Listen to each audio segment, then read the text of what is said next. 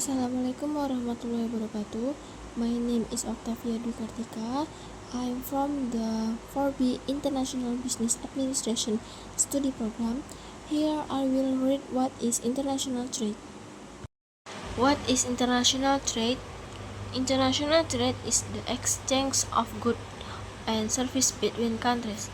This type of trade gives rise to a world economy in which price or supply and demand affect and are affected by global events.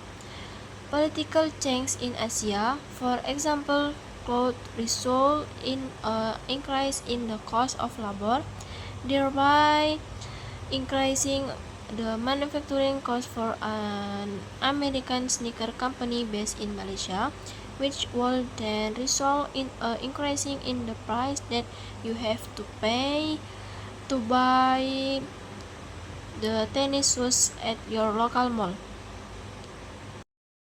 A decrease in the cost of labor, on the other hand, will result in you having to pay less for your new shoes. Trading globally gives customers and countries the opportunity to be exposed to goods and services not available in their own countries. Almost every kind of product can be found on the international market: food, clothes, spare parts, oil, jewelry, wine, stock, currency, and water. Services are also trade: tourism, banking, consulting, and transportation.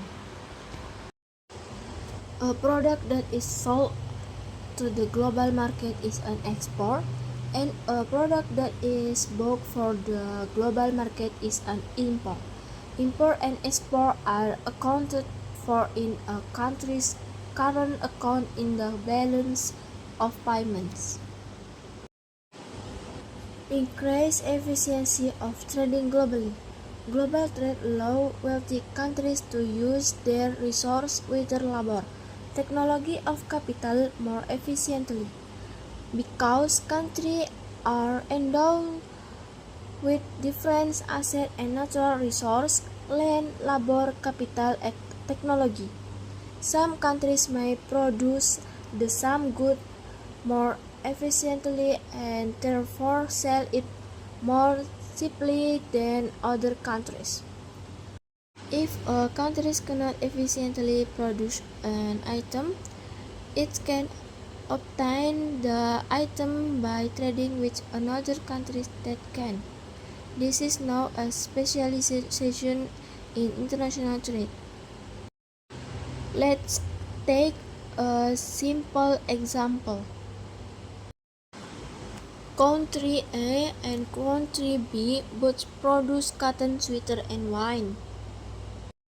Country A produces 10 sweaters and 6 bottles of wine a year, while countries B produce 6 sweaters and 10 bottles of wine a year. Both can produce a total of 16 units.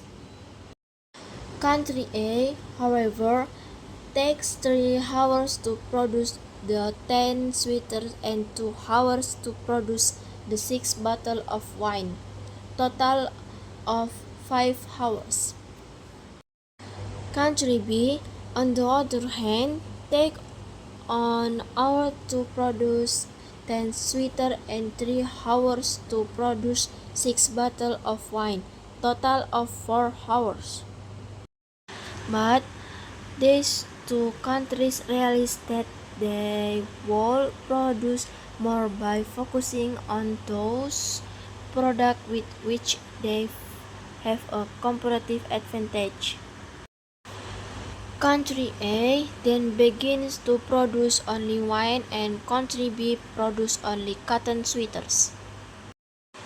Each country can now create a specialist output of 20 units per year and trade equal proportion of both products. As such, each country now has access to 20 units of both products. We can see then that for both countries, The opportunity cost of producing both product is greater than the cost of specializing. More specifically, for each country, the opportunity cost of producing 60 units of boots, sweaters, and wine of 20 units of boots product after trading. Specialization reduces the opportunity cost and therefore maximize their efficiency in acquiring the goods they need. With the greater supply, the price of each product will decrease, thus giving an advantage to the end customer as well.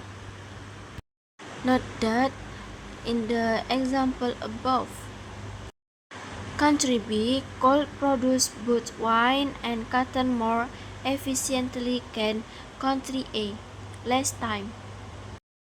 This is called an absolute advantage, and country B may have it because of a higher level to technology.